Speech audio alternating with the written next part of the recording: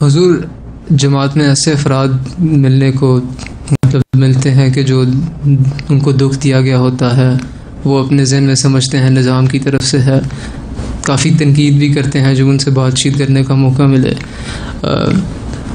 अगर मुरब्बी सिलसिला को ऐसा महसूस हो कि उस शख्स के ख़िलाफ़ जो काम किया गया है वो वाकई बुरा है, नाम उसका गालबन बुरा समझा गया हो निज़ाम के अंदर, लेकिन मुरब्बी सिलसिला समझे कि वो सही है, तो बहैसियत मुरब्बी हमको उस मामले को किस तरह अप्रोच करना चाहिए? एक तो है कि पहले तो उस मामले की गहराई में जाओ, देखो कि उस शख्स के जो भी जज्बात हैं वो सिर्फ़ अपनी अना की वजह से अपने आप को सही समझ के कर रहा है और इस वजह से दूरी हुई है।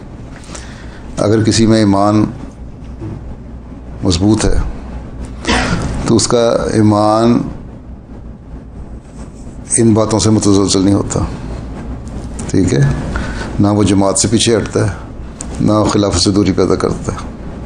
वो लिखता है, बार बार लिखता है कि ये मेरी बातें हुई और ये मेरे ख़िलाफ़ गलत है। कई बातें ऐसी हो चुकी हैं, बल्कि मैं खुतबे में ज़िक्र कर चुका हूँ। बाज़ दफ़ा हमारे मरकज़ी दफ़ातर भी गलत रिपोर्ट कर देते हैं और उन लोगों के खतूत जब बराह रास्त मुझे आते हैं, फिर मैं तहक़ीक़ करवाता हूँ तो गलत होती हैं। उसमें मैंने मरकज़ी अहदेदारों को भी सज़ा भी देता रहा हूँ, बाज़ों को मैंने मुअत्तल भी किया, बाज़ों को ये भी कहा कि बैठ के इस्तिग़फ़ार करो इतनी दफ़ा।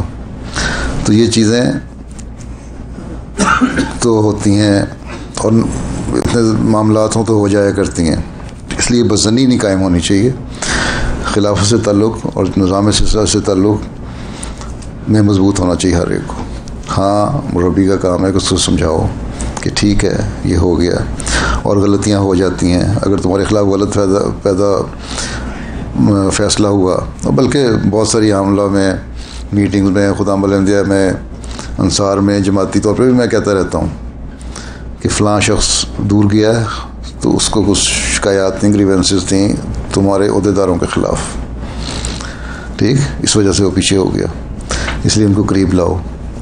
मुरब्बियान नौजवान जो हैं, अगर वो नौजवान हैं तो उनसे करीब लाओ, उनसे ताल्लुक़ पैदा करो।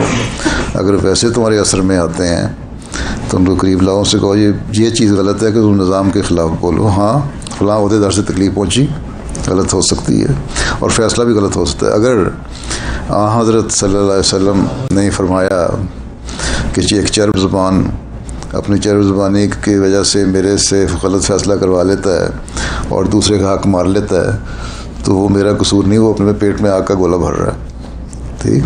तो ये चीज़ें तो चलती हैं, ठीक है। तो लेकिन निज़ाम और खिलाफत से दूरी नहीं होनी चाहिए इस वजह से। बाद ऐसे मुखलिसीन हैं, चंद एक ऐसे होते हैं, लेकिन बार बार लिखते रहते हैं और लगता है कि वो मछली की तरह तड़प रहे हैं जो पानी से बाहर निकाल दी जाए, ठीक। तो उनको ये समझाओ, करीब लाओ और उनसे कहो बार बार माफ़ी करें और फिर तहक़ीक़ होती है। अगर वो सही है तो उनके हक़ में बात भी हो जाती है, ठीक है। असल चीज़ ये है कि ईमानों की मजबूती होनी चाहिए, इसलिए ईमान की मजबूती की दुआ करनी चाहिए।